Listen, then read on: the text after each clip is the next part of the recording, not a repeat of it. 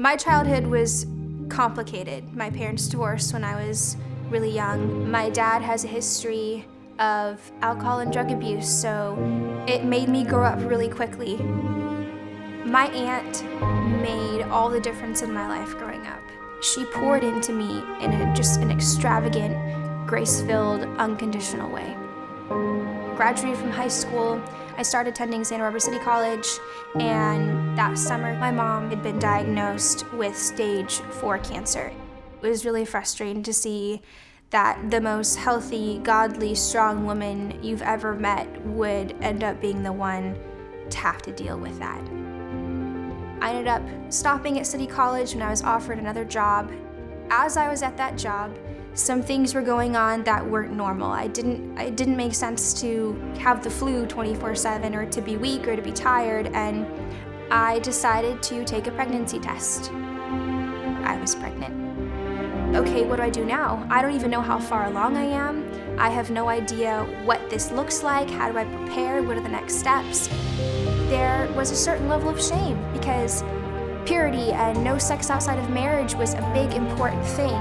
But I found myself pregnant. And it's not like, oh, my parents said do not lie and I told a little lie. You're having a baby and everybody's gonna know. I ended up talking to my aunt and she brought me to Network Medical. I frankly had no idea that it was a Christian organization of any sort. I had heard of it, I hadn't paid enough attention, and I was told that I was just gonna get a free ultrasound, and that was that. When I saw the heartbeat and I could hear it, it was just powerful. It was extremely powerful. It became so real. Yes, I was still afraid, and that didn't mean everything was okay, but I was witnessing real life inside of me. They prayed with me, and in my family, that is a big deal. We believe in prayer. I felt the entire time they were neutral, and they were solely there to encourage me and guide me and assist me in making the right choice. When I walked into church with my daughter, one of the elders of the church and his family invited me to sit with them. And his wife actually went out and bought clothes for my daughter, and they were just an incredible support. It breaks my heart that there's a lack of support in some instances, in some churches, when it's really a beautiful thing. We should be focusing on the miracle of that child. We should be encouraging that mom, wrapping her up, saying, what can we get for you? What can we do for you? Thank you for choosing life. Thank you for making the hard choice in raising a child. When my mom died, I was discouraged, I was hurt, I was angry. I didn't know what to do, and my daughter came up to me, was patting my head.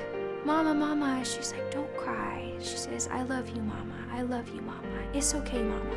And that instantly just melted. It melted me. And at that point, I was crying even more because I felt this abundance of love from a 2-year-old, and I felt healing in that.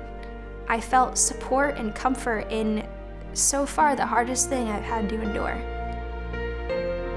When I had my daughter, it softened my heart. I was opened up to this whole realm of love that I had never known existed.